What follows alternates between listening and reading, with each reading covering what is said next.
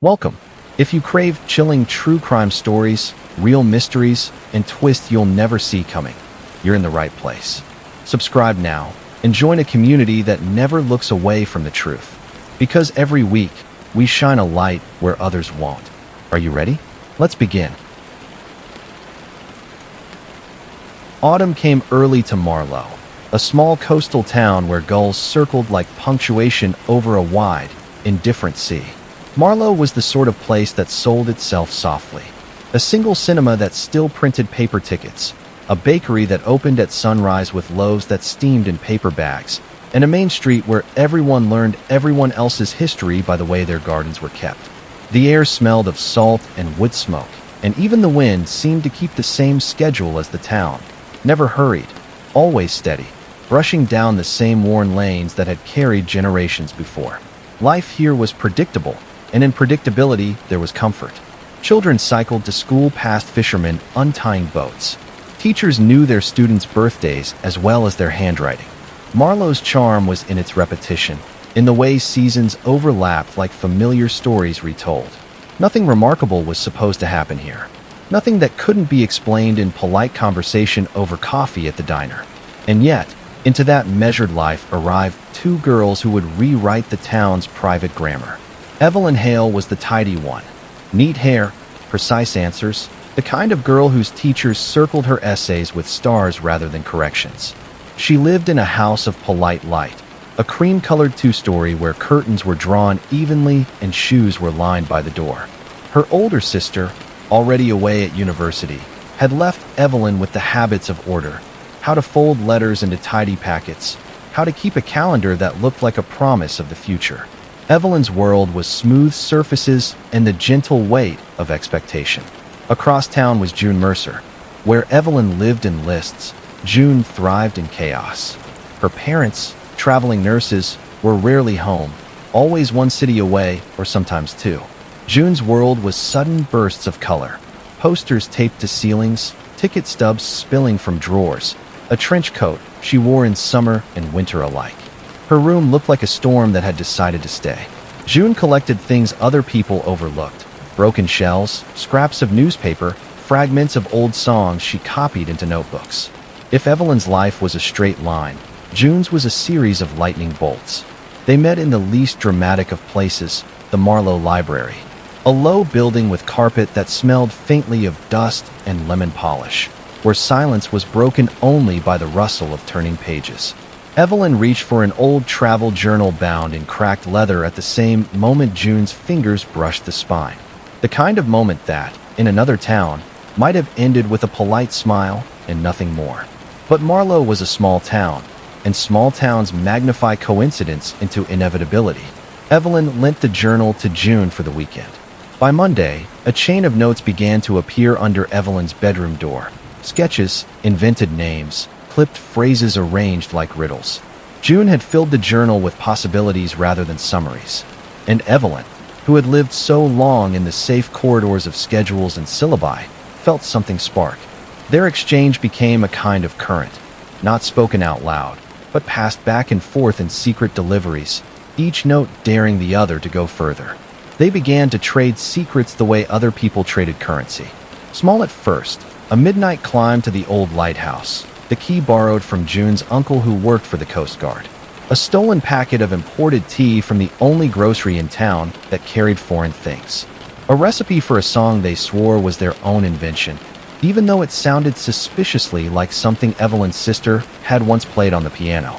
The town labeled them precocious. That was the polite word for it. Two girls, clever beyond their years, walking arm in arm down Main Street, as if they carried a private joke. The adults smiled with indulgence. The other students watched with suspicion. Evelyn and June called themselves kin, though the word was never quite enough. Their friendship moved fast, the way quiet things do when two lonely people find a map they both want to follow. They created a world inside the margins of schoolbooks. A landscape drawn in ink where they were empresses and exiles, rulers and refugees, sometimes both at once. Ordinary life could be folded and tucked away, hidden behind their inventions. Evelyn found herself writing essays about fictional cities, handing them in as if they were geography projects. June stitched stories into collages, layering magazine clippings with hand-drawn maps. To outsiders, it looked like eccentric creativity. To them, it was proof of loyalty. For a while, the story read like a private miracle. Their bond made the ordinary shimmer. A walk to the bus stop became a pilgrimage. A trip to the cinema turned into reconnaissance. They made up words that only they understood, codes layered into the way they spoke. The world outside felt like a thin shell, easy to crack and discard. But intimate attention collects small grievances. Evelyn, for all her order, hungered for the kind of intensity that couldn't fit into schedules. She wanted June's chaos, but also wanted it to belong entirely to her. June, for all her flair, wanted to be seen without qualifiers, not just as the girl with absent parents or the girl who caused trouble. She wanted Evelyn's approval, but she wanted it to feel like devotion. Their private world began to demand more from the outside one. They needed a room of their own, a secret that no one else could touch. One night, after fireworks on the pier and cups of bitter espresso from the cafe that never carded them, they spoke of an impossible thing. Not an escape in the literal sense, but a transformation. They didn't want to run away. They wanted to become something the town couldn't touch, couldn't measure with polite glances or whispered rumors. They swore to each other that they would never again be separated by chaperones, parents, or casual interference. They pressed their foreheads together like conspirators and named the idea with a single, solemn word: forever. It was a word that tasted heavy, like metal and promise. It was a word that adults used for marriages and contracts, but to them it meant something far sharper: permanence in a world where everything felt temporary. And then, slowly, came the first time they spoke of making the world leave them alone. The idea was a small, urgent coil, a plan shaped like a promise. They didn't tell anyone. They didn't have to. It sat between them, unspoken but understood, like a seed in dry soil waiting for rain. The seed grew quietly, fed not by logic but by repetition. Each secret shared, each daring note slipped beneath a door, each midnight meeting beneath the lighthouse lantern watered the idea. They began to talk about tests, small acts that proved their loyalty. They broke into the gymnasium after hours, leaving a note scrawled across the chalkboard in a cipher only they understood. They left trinkets beneath park benches, hidden caches only they could find. The town saw nothing but graffiti and misplaced litter. The girls saw evidence of destiny. Evelyn began to dream of June's face the way some people dream of fire: consuming, necessary, dangerous. June began to write stories where Evelyn was the heroine, always standing at the edge of a cliff, always choosing to leap. Their bond stopped being a comfort and became something else entirely: a demand, a hunger, a tether pulled too tight. What no one in Marlowe saw, beneath the neat gardens and the polite gossip, was that the girls' world had begun to close in on itself. What began as invention became obsession. What began as loyalty sharpened into possession. The seed was no longer dormant. It had cracked, roots spreading where no one could see. And when seeds break open, they don't stop growing. When the girls returned to school the next week, their absence had generated only gossip. In Marlowe, absence was never neutral. It was a question mark dressed in rumor.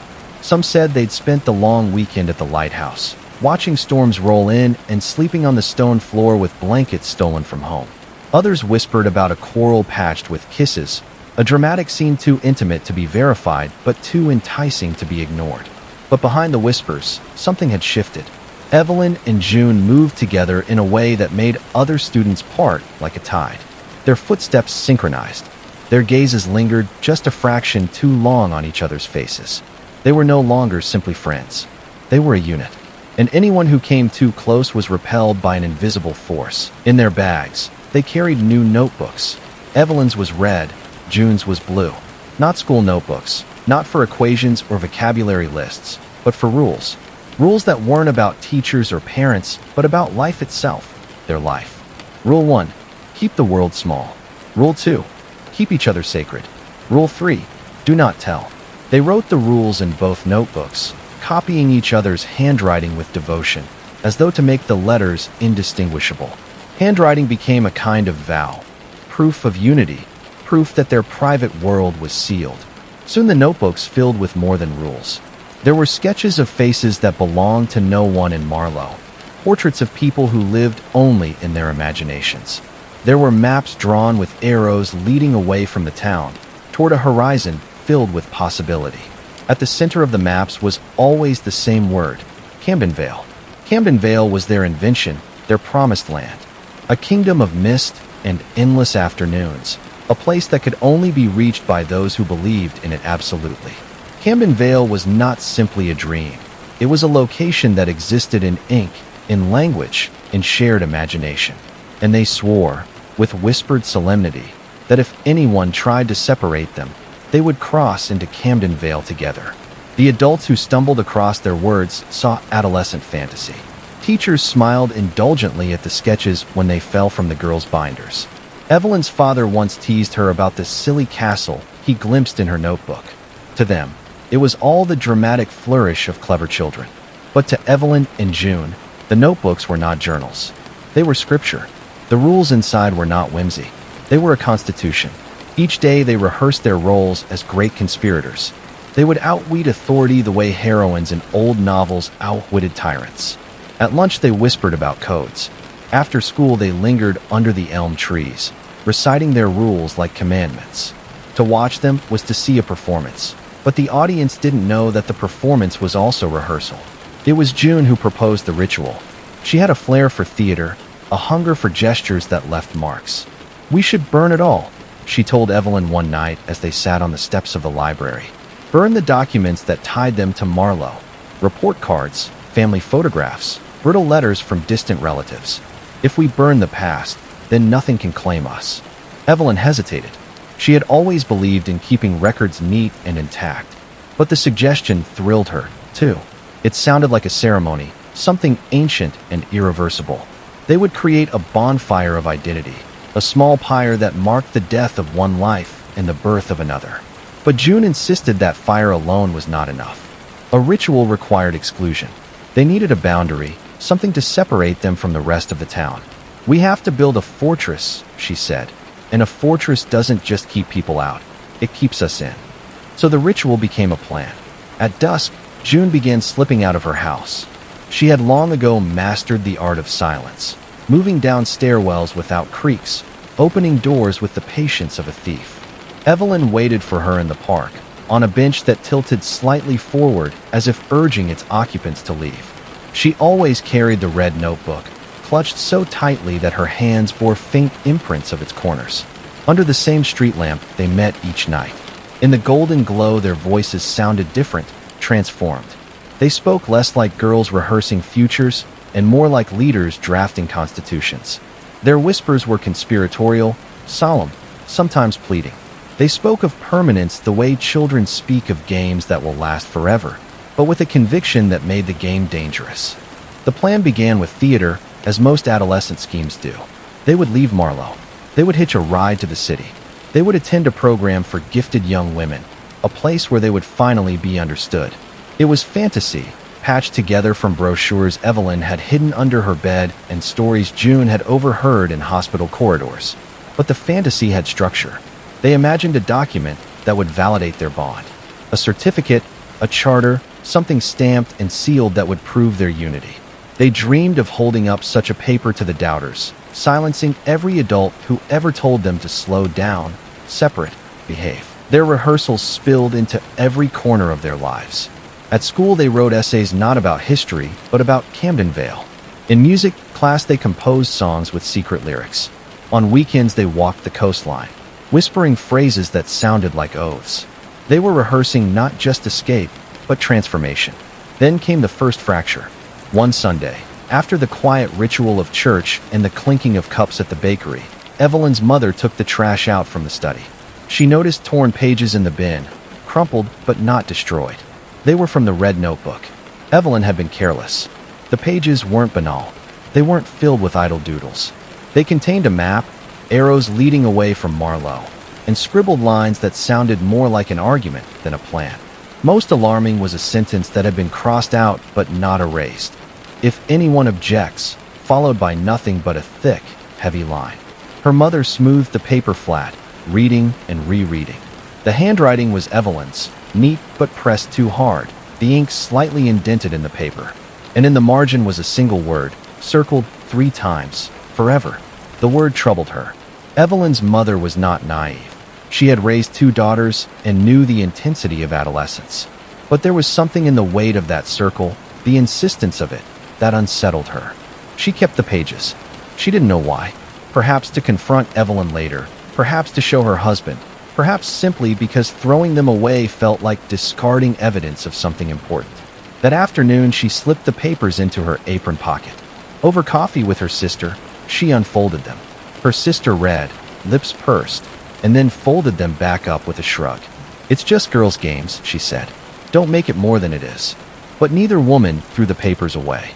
They were passed from hand to hand, pocket to pocket, shown quietly but never publicly. Soon they became rumor. Not rumor of maps or kingdoms, but rumor of something dangerous. Something private that might not stay private. In Marlow, rumors were as good as truth. The town carried them gently, like glass objects, and placed them where they might be overheard. By the end of the week, everyone knew that Evelyn Hale and June Mercer were not just inseparable, they were planning something. And for the first time, people stopped smiling indulgently at the sight of 2 clever girls. They began to watch with unease. Luke Ellis was a small-town enigma, the kind of boy who carried contradiction like a second skin.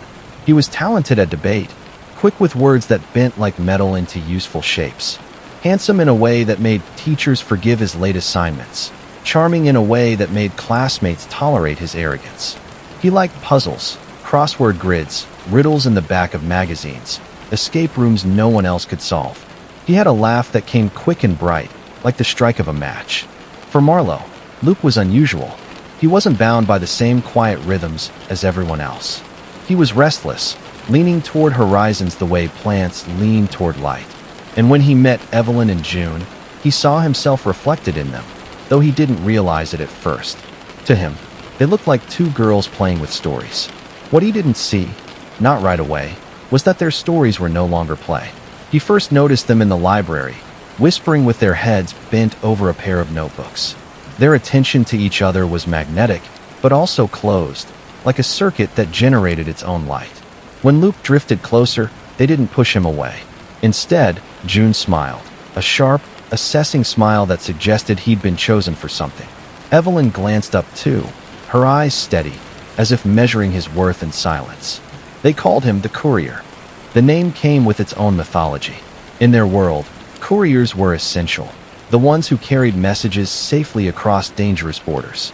They imagined themselves as empresses and exiles, and Luke as the figure who would make their plans practical. He liked the sound of it. Courier.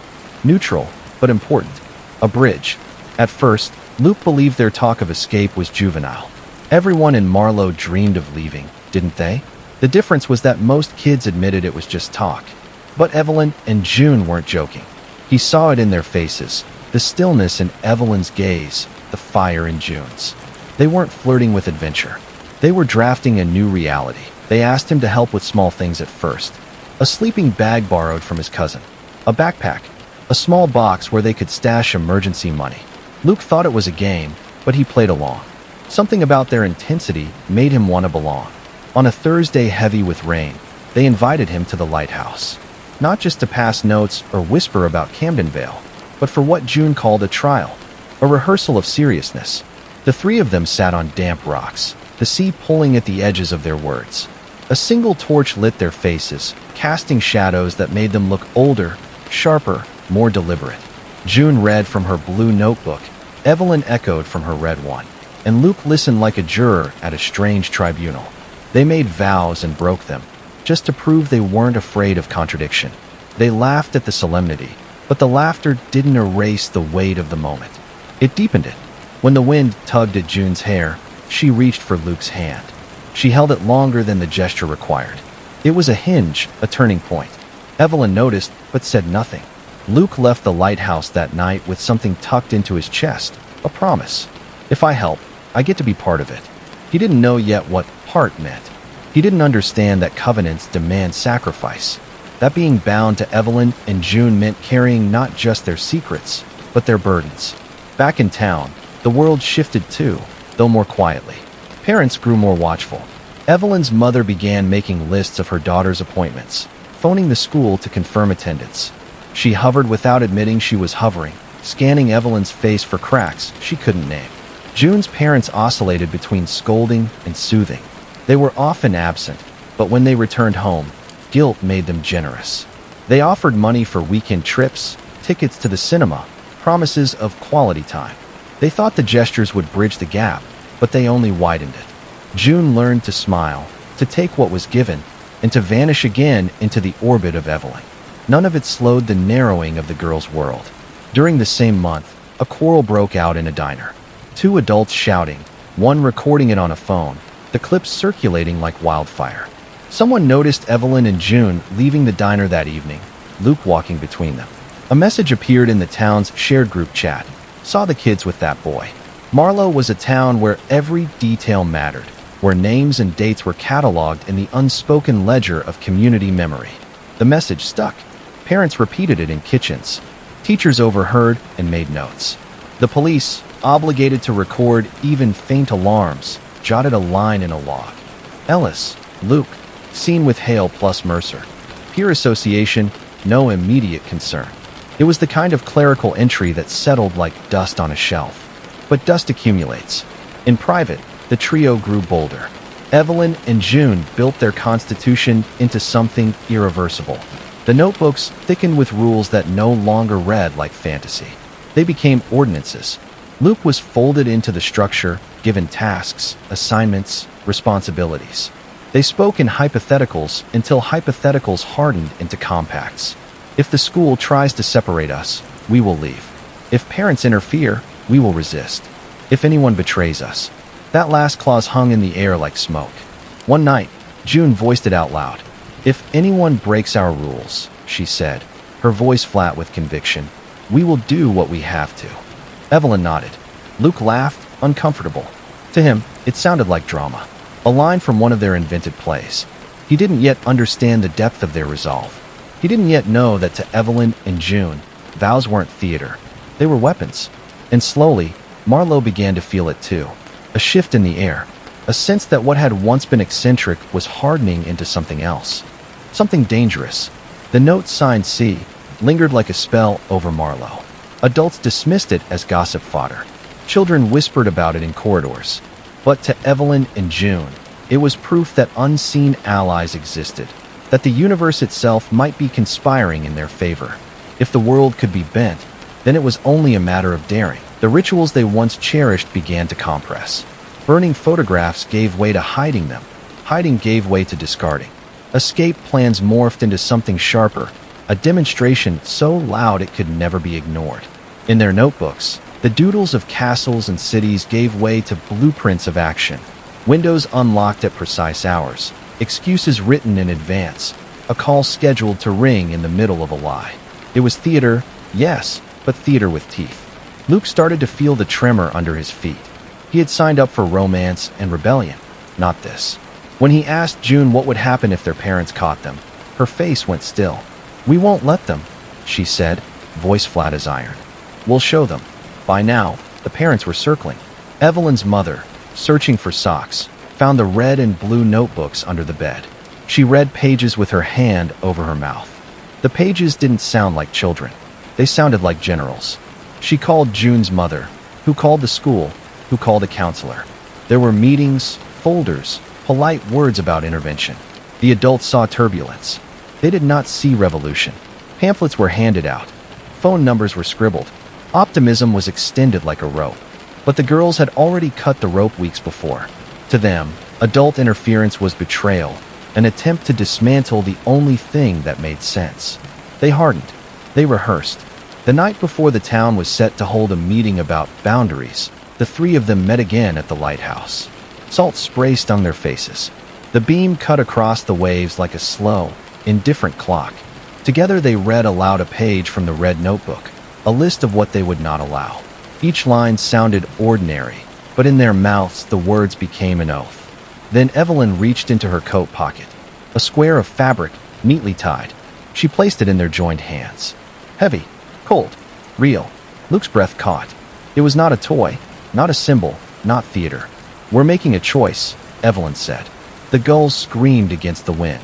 The torch sputtered, and in that fragile moment, 3 young people believed they were untouchable. Marlowe's order cracked like glass. The body was Luke Ellis. Not a stranger, not an intruder, but the boy who had believed he was rescuing them. The questions came fast and messy. Why Luke? Where were Evelyn and June? What kind of devotion ends in a death no one can explain? The police arrived with clipboards and low voices, combing through fragments of rumor and evidence. At the base of the lighthouse, they unearthed the red and blue notebooks. They were filled not with schoolwork, but with manifestos, private maps, rules etched like scripture. In the margins, words crossed out, as though someone had tried to erase fate with ink. The girls were missing. Hours blurred into days, days into a week. Whispers split the town in two. Some insisted the girls had fled toward a larger, brighter life. Others murmured that the pair had orchestrated something darker. Each theory revealed more about the teller than the truth. When Evelyn and June were finally found, not side by side, but in separate safe houses, hours apart, the town breathed out in relief, only to taste ash. They were pale, hands trembling when photographed, their voices barely holding under questioning. They gave stories that shifted with the wind. Luke's death was an accident, then a desperate defense, then something more deliberate. Each retelling deepened the fracture. The trial stretched for months. The notebooks were read aloud like scripture gone rotten. Words like forever and do not tell were held up as evidence, dissected until they lost their innocence. Experts testified about folie à deux, about the terrifying force of a shared fantasy. Friends described the girls' laughter, their secrecy, their orbit that excluded the world. And the town, glued to courtroom footage, began to believe more in the drama than in the ordinary lives that had preceded it. Outside, Marlowe tried to patch itself. Schools hired counselors. Parents whispered about signs they might have missed. Pamphlets about healthy boundaries lined coffee shop counters. Luke's mother wept at vigils. Evelyn's father wrote of second chances in the local paper. But ordinances and pamphlets could not breach the private kingdom the girls had built. The true damage was not only a boy's death, but the way a love that might have been shelter sharpened into a blade. Years passed. The lighthouse still stands, indifferent, salt eating at its edges. Teenagers climb its stairs at dusk, daring each other to touch the glass, to feel the chill of legend. The notebooks remain locked in evidence rooms and digital archives, relics of a devotion that mistook itself for destiny. As for Evelyn and June, adulthood came brittle and uneven. One married, folding herself into routines that only half covered the scars. The other painted canvases filled with maps to nowhere, cities without streets, oceans without shores.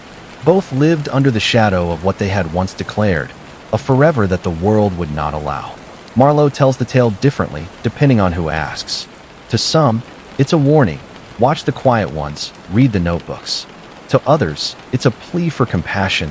Listen more, dismiss less, let imagination breathe in daylight. But for those who trade in stories, the shape remains clear. The tragedy of two who loved each other so fiercely they mistook their bond for law. And still, when the wind is right at the lighthouse, paper stirs in the rafters. If you listen closely, you might hear it as prayer, or confession, or just the sound of pages turning, reminding us that every private kingdom has a border, and that crossing it can cost everything.